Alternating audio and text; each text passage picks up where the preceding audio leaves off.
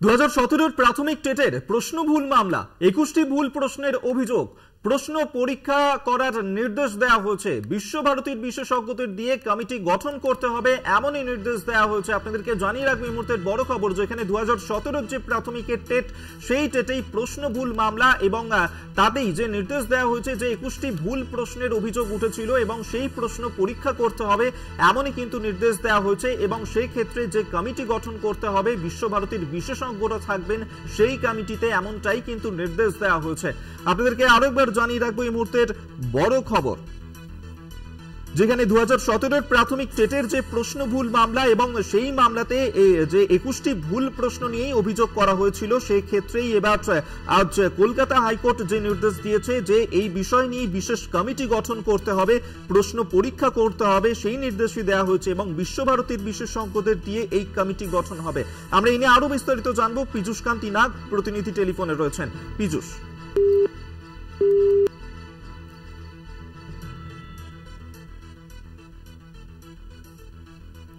আমরা কথা বলার চেষ্টা করব প্রতিনিধির সঙ্গে, তবে আপনাদেরকে আরেকবার জানিয়ে রাখবো যে 2017 যে প্রাথমিকের টেটের প্রশ্ন ভুল নিয়ে অভিযোগ উঠেছিল এবং সেই ক্ষেত্রে টেটের পরীক্ষার প্রশ্নপত্রে 21টি ভুল প্রশ্ন ছিল এমনটাই কিন্তু অভিযোগ করা হয়েছিল এবং সেই ক্ষেত্রেই আজ কলকাতা হাইকোর্ট নির্দেশ দিয়েছে যে সেই প্রশ্ন পরীক্ষা করতে হবে এবং সেই প্রশ্ন পরীক্ষা করার নির্দেশ দেওয়া হয়েছে।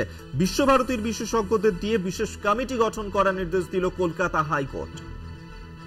আমরা এই নিয়ে আরো বিস্তারিত জানবো। প্রতিনিধি পীযূষ কান্তি নাগ টেলিফোনে রয়েছেন। পীযূষ, দেখো তোমায় জানিয়ে রাখি যে কলকাতা হাইকোর্টের বিচারপতি রাজাশেখর মান্থার নির্দেশ যে 2017 সালে যে টেট পরীক্ষা হয়েছিল সেই টেট পরীক্ষায় 21টি প্রশ্ন ভুল ছিল বলে আবেদনকারীদের দাবি, সেই দাবি মেনে বিচারপতি রাজাশেখর মান্থার নির্দেশ জারি করেছেন যে ওই সমস্ত প্রশ্নে আদৌ ভুল কিনা এবং সেক্ষেত্রে তার মূল্যায়ন কিভাবে হবে তা নিয়ে বিশ্বভারতীর বিশেষজ্ঞদের দ্বারা একটি কমিটি গঠন করতে হবে এবং সেই কমিটি বিচার বিবেচনা করে তার মূল্যায়ন করবে।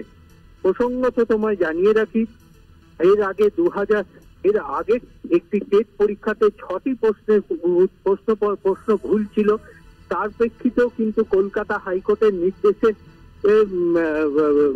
বিশ্বভারতীর বিশেষজ্ঞদের দিয়ে একটি বিশেষ কমিটি গঠিত হয়েছিল এবং সেই কমিটি যে 6টি প্রশ্ন ভুল ছিল তা কিন্তু বিশেষভাবে ঘোষণা করেছিলেন এবং তার ভিত্তিতে বহু শিক্ষক শিক্ষিকারা চাকরি পেয়েছিলেন আদালতের নির্দেশে।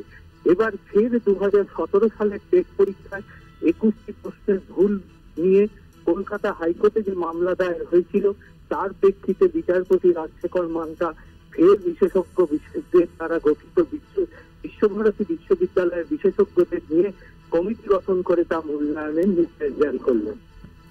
ধন্যবাদ তোমায়। পীযূষ কান্তি নাগ টেলিফোনে ছিলেন প্রতিনিধি। আপনাদেরকে আরেকবার জানিয়ে রাখবো যে 2017 সালে টেটের প্রশ্নপত্রে যে 21টি প্রশ্নের ভুলের অভিযোগ উঠেছিল এবং তা নিয়েই মামলা দায়ের করা হয়েছিল এবং সেই ক্ষেত্রেই আজ বিশেষ কমিটি গঠন করার নির্দেশ দেওয়া হয়েছে হাইকোর্টের তরফে, যেখানে বিশ্বভারতীর বিশেষজ্ঞদেরকে নিয়েই এই কমিটি গঠন করতে হবে, তারাই প্রশ্ন পরীক্ষা করবেন এমনই নির্দেশ দিয়েছে কলকাতা হাইকোর্ট।